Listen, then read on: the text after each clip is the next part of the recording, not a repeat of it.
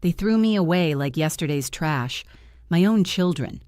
While I sat in that nursing home room with its smell of antiseptic and defeat, they were at my house, measuring the walls for renovations and arguing over who'd get the master bedroom. They thought I was senile, confused, too old to understand what was happening, but I understood everything, and I stayed quiet, because sometimes the best revenge is the kind they never see coming.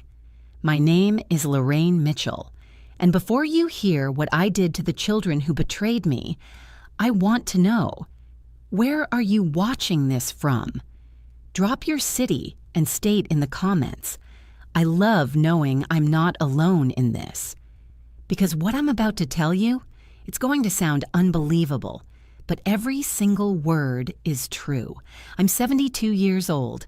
I raised 3 children in Portland, Oregon, 2 daughters and a son. Jennifer, the oldest at 48, Michael, my 45-year-old middle child, and Rebecca, my baby, at 42. Their father, Robert, died 6 years ago from a heart attack.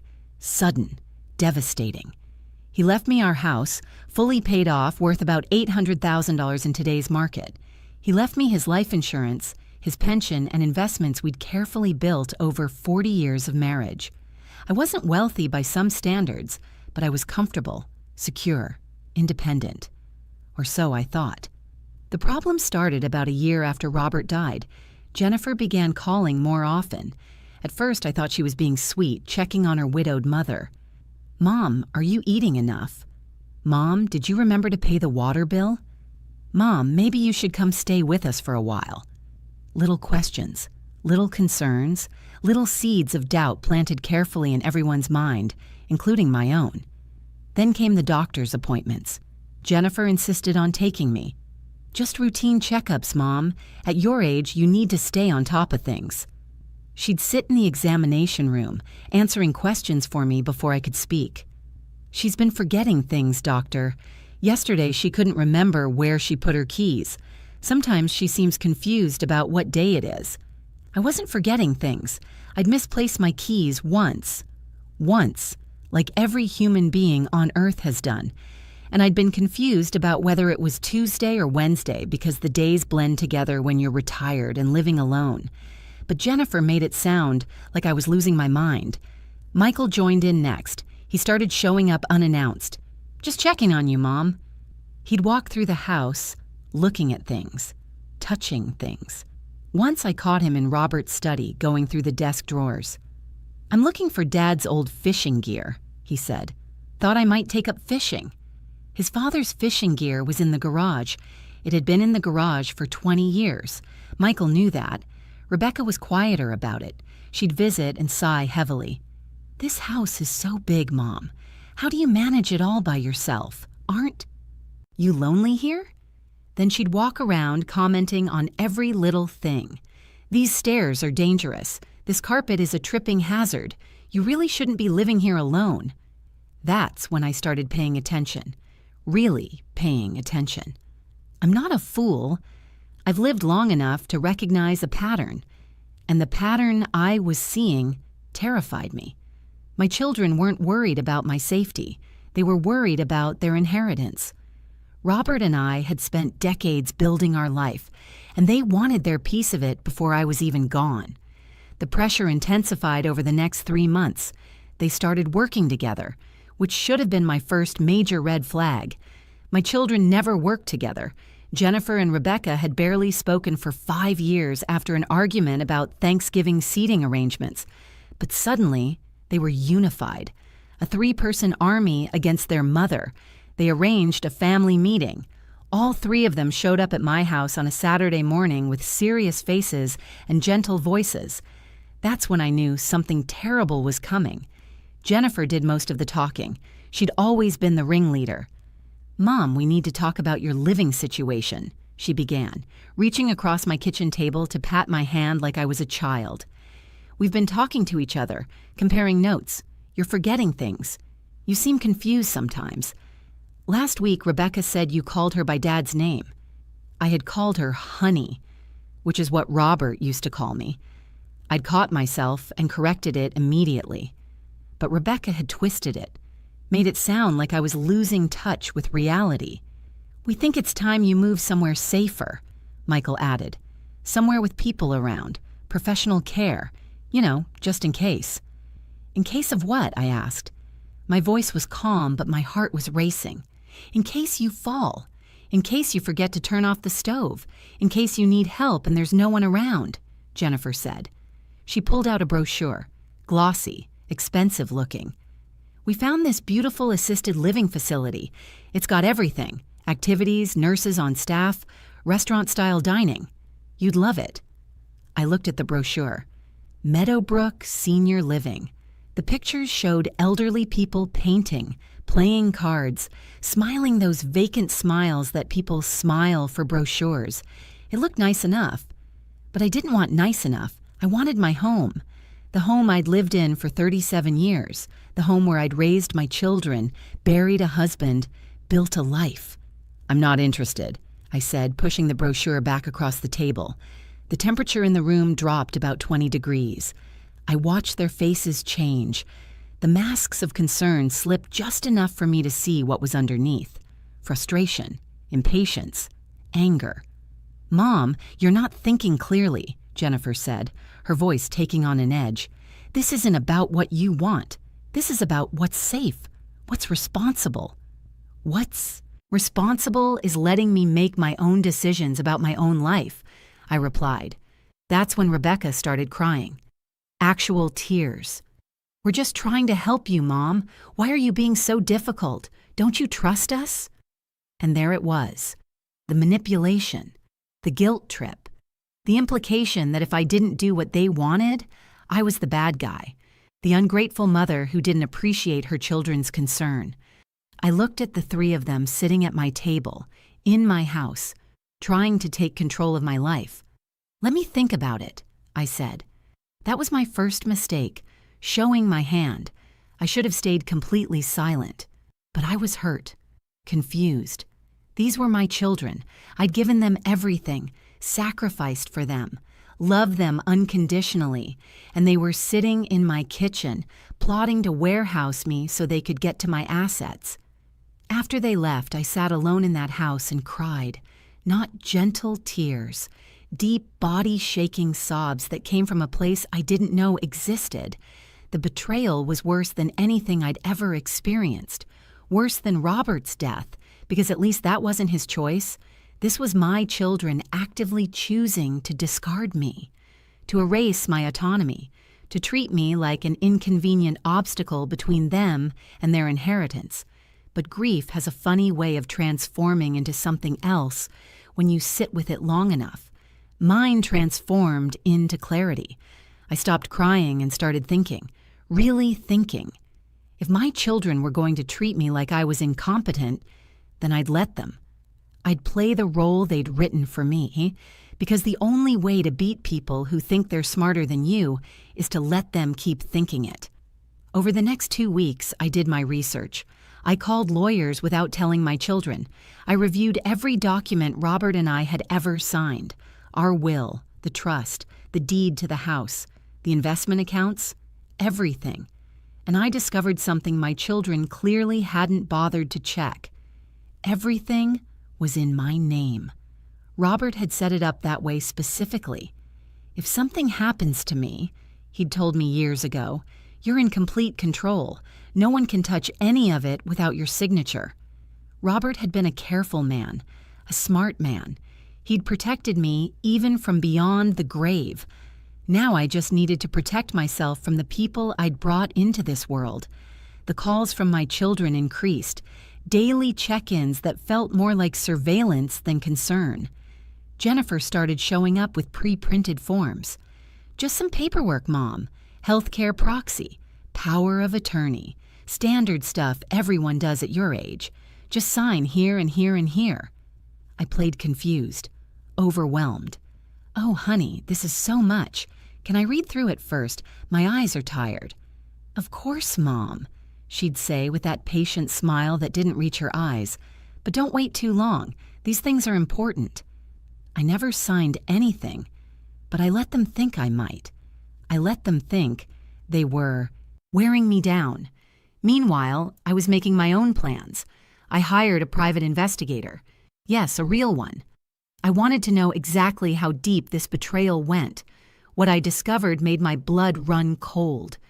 My children had already contacted real estate agents about selling my house. They'd gotten appraisals. They'd discussed splitting the proceeds 3 ways. Michael had even looked into cashing out my investment accounts. They'd planned everything down to the smallest detail. Everything except the fact that I was still alive, still competent, and still the sole owner of every single asset they were already mentally spending. That's when I knew I couldn't just refuse them. I had to do something bigger, something they'd never forget. The final push came on a Tuesday morning in March. All 3 of my children showed up unannounced. They'd coordinated it, obviously. Jennifer had a folder full of documents. Michael had a laptop. Rebecca had tissues ready for the tears she'd inevitably cry. They were staging an intervention. "Mom, we need to talk," Jennifer said, her voice artificially gentle. "We've been patient. We've given you time to think, but this has gone on long enough.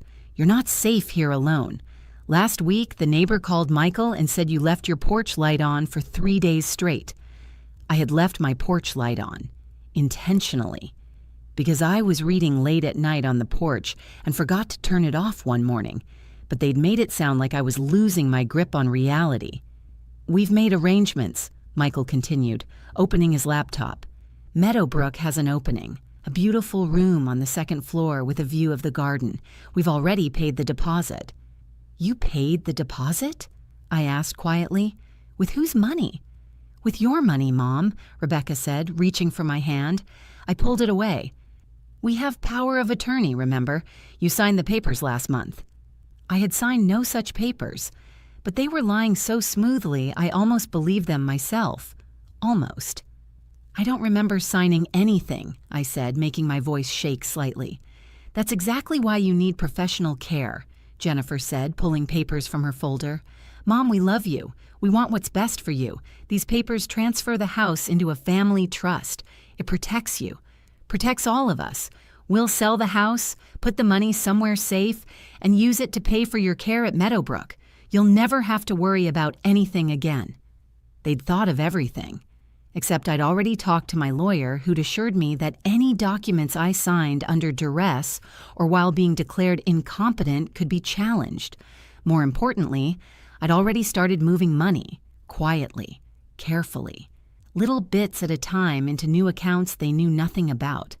But I wasn't ready to show my hand yet, so I did something I never thought I'd do. I gave in. "Okay," I said, my voice small and defeated. "If you really think it's best." The relief on their faces was almost comical. They thought they'd won. Jennifer pulled out a pen. "Just sign here, Mom, and here. This one's the house deed transfer. This one's the financial power of attorney. This one authorizes us to access your accounts." I signed. My hand shook, not from fear, but from rage. I signed every paper they put in front of me while they watched with barely concealed excitement. When I finished, Jennifer gathered the papers like they were precious artifacts. "We'll get you moved in this weekend," she announced. "Michael and I will pack up your essentials. Rebecca will help you settle in at Meadowbrook." "What about my house?" I asked. "What about my things?" "We'll take care of everything," Michael assured me. "Don't worry about any of it. We'll handle the sale, the estate clean out, all of it. You just focus on getting comfortable in your new home." My new prison, they meant. They moved me into Meadowbrook Senior Living on a Saturday. Spring was trying to break through the last dregs of winter, but the sky was gray and cold. Appropriate for a funeral, I thought, because that's what this felt like. My children were burying me alive. The room was exactly as the brochure promised, clean, sterile. Neutral beige walls with framed prints of flowers that meant nothing. A hospital bed, a small desk, a bathroom barely big enough to turn around in. Through the window, I could see the beautiful garden they'd mentioned, a sad little courtyard with 2 benches and some struggling shrubs. Jennifer unpacked my clothes into the narrow closet. Rebecca arranged photos on the desk. Robert and me on our wedding day, the kids as children, family Christmas cards from years past, evidence of a life I'd lived that they were now filing away like old receipts. "This is nice, isn't it, Mom?" Rebecca asked with forced cheerfulness. "So cozy." Cozy, as if any prison cell could be cozy if you decorated it right. Michael was on his phone in the corner, texting. I caught a glimpse of his screen. "She's settled in. We can start on the house Monday." He saw me looking and smiled. "Just letting the realtor know we're ready to list the property." "Already?" I asked, playing my role. "Don't you want to wait a bit?" "No point in waiting, Mom," Jennifer said, closing the closet door with a decisive click. "The market's good right now. The faster we sell, the better. And honestly, maintaining an empty house is just throwing money away." They stayed for an hour, made small talk with the nurses, complimented the facility, introduced me to my neighbors, other elderly residents who shuffled past in the hallway like ghosts. Then they left, all three of them, together, probably going straight to my house to start dividing up their spoils. I sat on that hospital bed and smiled, because they had no idea what I'd done, what I was about to do. Remember those papers I signed? My lawyer had prepared something special for me. They looked identical to the real documents my children wanted. Same formatting, same legal language, but they were worthless. They transferred nothing, authorized nothing. They were elaborate props in a play my children thought they were directing. The real papers, the ones that actually mattered, were in a safe deposit box in a bank 3 towns over, a bank none of my children knew about. Those papers put everything into an irrevocable trust with me as the sole trustee. My house, my investments, my money, everything. My children couldn't touch any of it without my explicit written consent. And I'd made sure that consent was impossible to forge. I'd also done something else, something they'd discover soon enough. I'd hired a property management company. The house they thought was sitting empty, waiting to be sold. It had been legally rented out the day after I moved into Meadowbrook, 6-month lease, paid in full up front, which meant they couldn't sell it even if they wanted to. The renters had legal rights to stay through the end of the lease period. But I wasn't going to tell my children any of this. Not yet. I wanted to watch them celebrate first.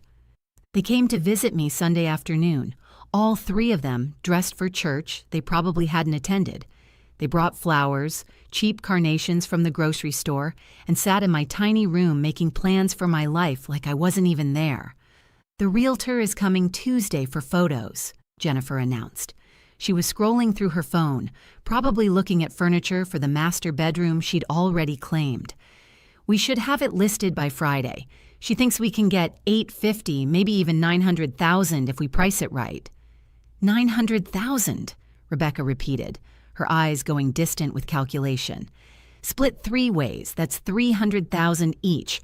I could finally renovate my kitchen." "I'm putting mine toward Jackson's college fund," Michael said virtuously, like that made his greed somehow noble.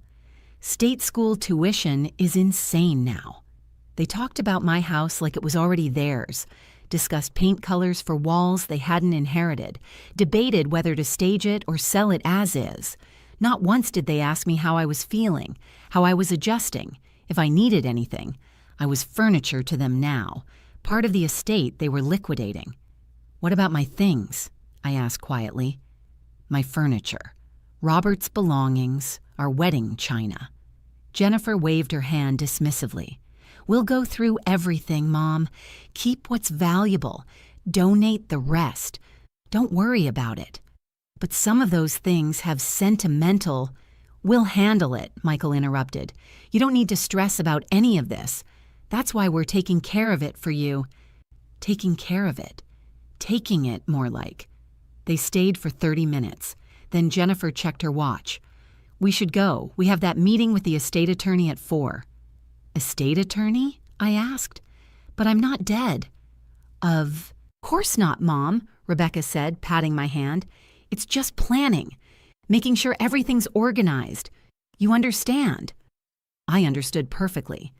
They were dividing up my estate while I sat in a nursing home, still breathing, still alive, still legally in control of everything they thought they'd already taken. After they left, I sat in that beige room and laughed. Actually laughed out loud. An aide passing in the hallway gave me a concerned look, probably thinking I'd lost my mind. Let her think it. Let everyone think it. Because while my children were measuring my house for renovations, I was measuring my revenge. That night, I called my lawyer from the phone in my room. "It's time," I told him. "Start the process." "Are you sure?" he asked. "Once we do this, there's no going back." I've never been more sure of anything in my life. "All right," he said. I could hear papers rustling on his end. "I'll file the paperwork tomorrow. The property management company will notify the tenants. Everything else is already in motion." "How long?" I asked. 2 weeks, maybe 3. Then you'll be free." Free. Such a strange word for a 72-year-old woman sitting in a nursing home. But that's exactly what I'd be. Free from the children who'd tried to bury me. Free from the life they'd tried to steal. And very, very rich from the justice I was about to claim. Monday morning, my phone rang. Jennifer. She was crying. Actually crying. Real tears this time, not the manipulative kind. "Mom, there are people in your house. Strangers. They say they live there. They have a lease." I kept my voice confused. Elderly. "A lease? I don't understand, honey." "Someone rented out the house. The realtor can't even get in to take photos. There's furniture everywhere, and a couple with a baby, and they have legal paperwork saying they can stay for 6 months. Mom, did you do this?" "I don't know what you're talking about," I said. "Maybe your father arranged something before he died?" "Dad died 6 years ago. This lease is dated 3 weeks ago. Someone signed it, and the property management company won't tell us who." "Oh my," I said, letting my voice quaver. "How strange. Maybe you should talk to a lawyer." She hung up on me. I smiled. Round 1 had gone exactly as planned. Tuesday, Michael showed up. He was angry, red-faced, pacing my tiny room like a caged animal. "Mom, we need access to your financial accounts.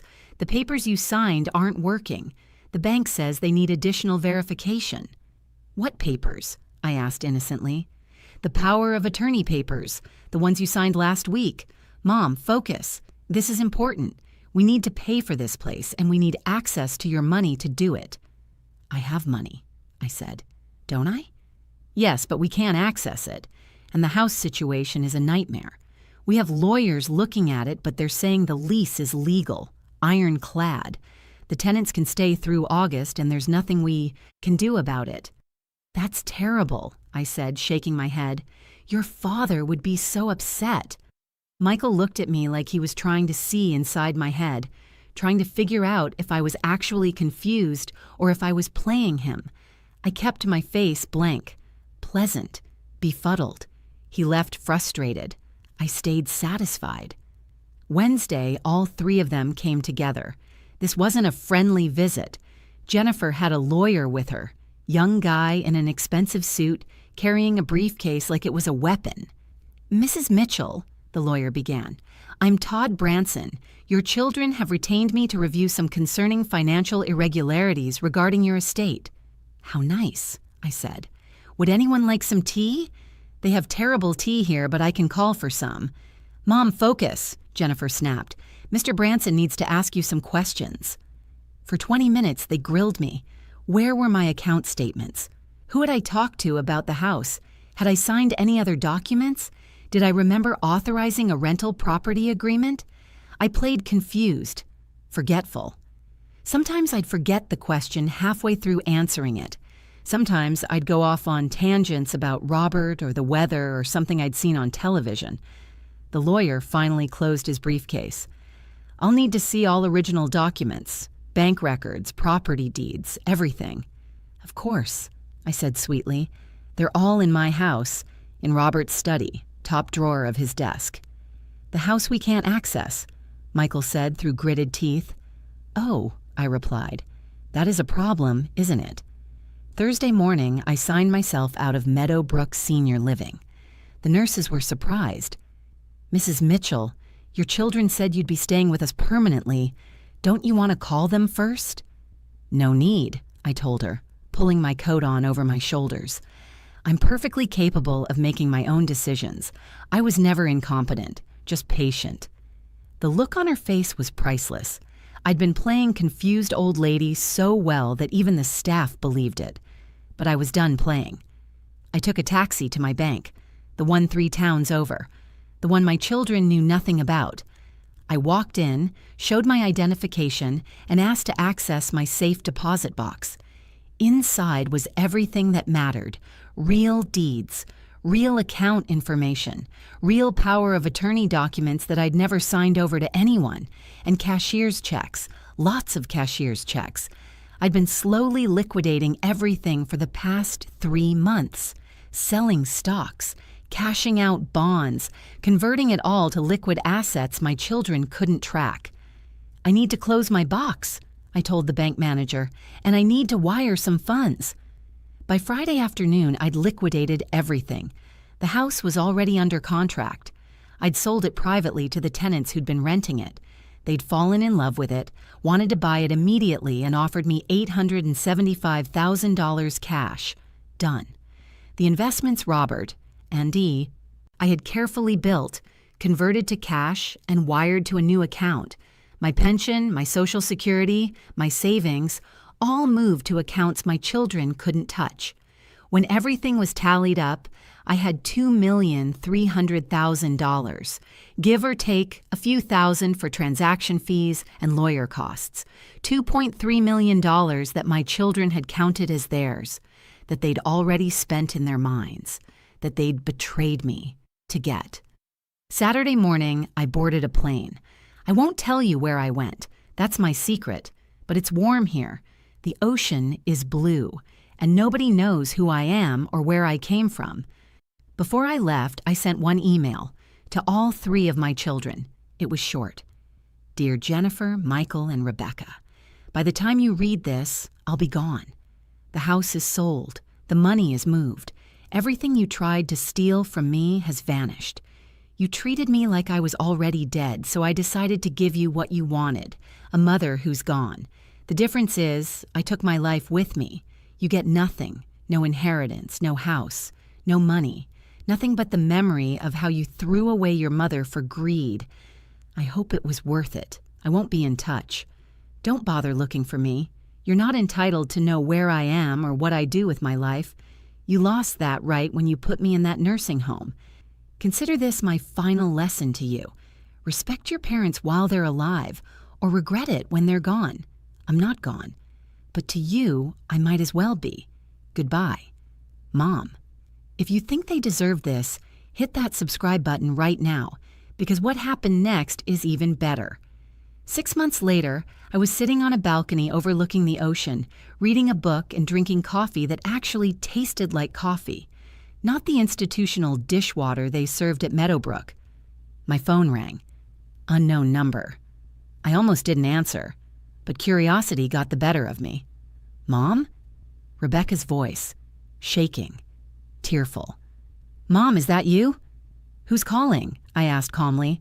It's Rebecca. Mom, please, we need to talk.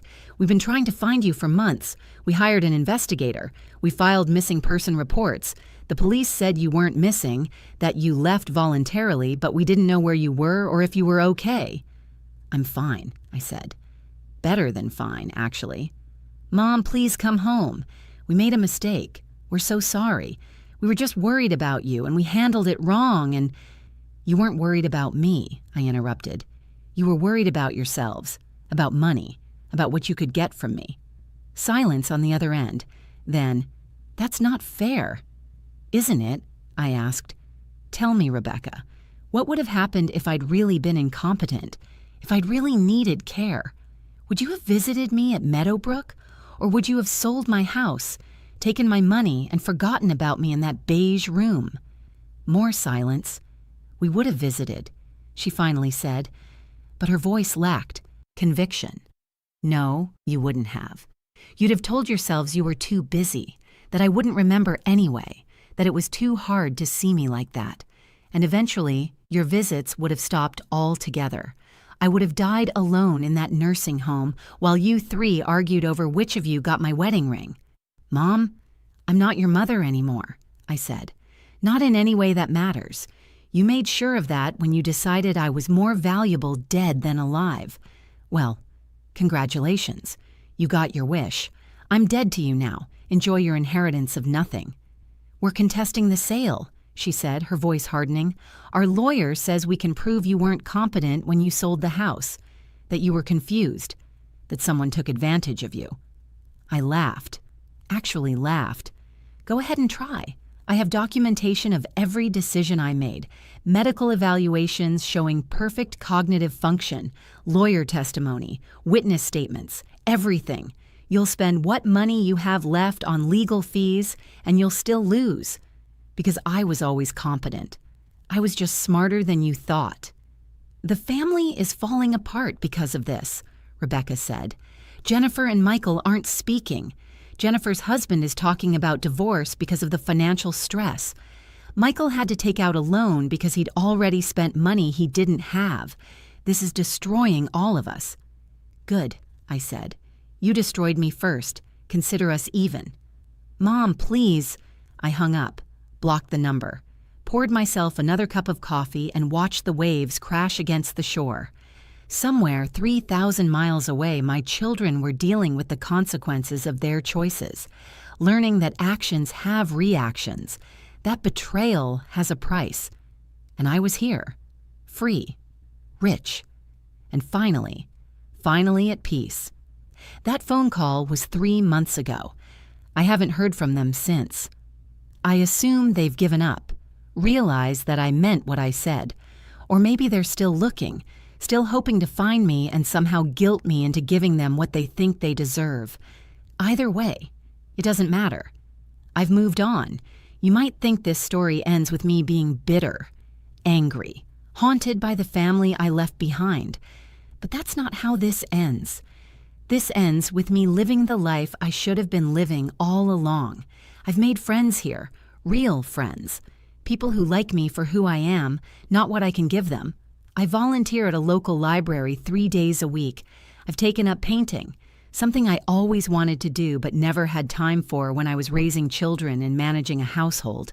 I'm terrible at it, but that's not the point. The point is, I'm doing what I want, when I want, for the first time in my adult life. I think about Robert sometimes, wonder what he'd think of all this. Part of me believes he'd be proud. He loved our children, but he loved me more. He'd have been devastated to see how they treated me, how they tried to erase me from my own life. And he'd have approved of how I fought back. Robert always said I was stronger than I gave myself credit for. Turned out he was right. As for my children, I don't hate them. Hate requires energy I'm not willing to spend, but I don't forgive them either. Forgiveness would require remorse on their part, and the only thing they're sorry about is getting caught. They're sorry they lost the money. They're not sorry they hurt me. I've rewritten my will. Everything I have goes to charity when I die. Scholarships for elderly women going back to school, funds for elder abuse prevention, organizations that help seniors maintain their independence. My children won't see a penny of it. They already got everything they're going to get from me, a lesson in consequences. People ask me sometimes if I have any regrets, if I wish I'd handled it differently. The answer is no.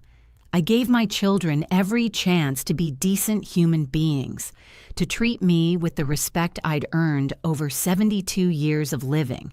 They chose greed instead. They chose themselves. So I chose me. I'm 73 now. I don't know how many years I have left. Could be 5, could be 20, but however many I have, they're mine. Not my children's, not the nursing homes, mine. I'll spend them how I want, where I want, with people who actually care about me. And when I die, I'll die on my own terms. Not in some beige room with artificial flowers waiting for children who never visit. I'll die somewhere beautiful, having lived a life worth living, having stood up for myself when it mattered most. That's my story, my revenge, my justice. And it's the best ending I could have asked for. The moral? Don't underestimate your elders. We've survived this long for a reason, and sometimes the quietest people make the loudest exits.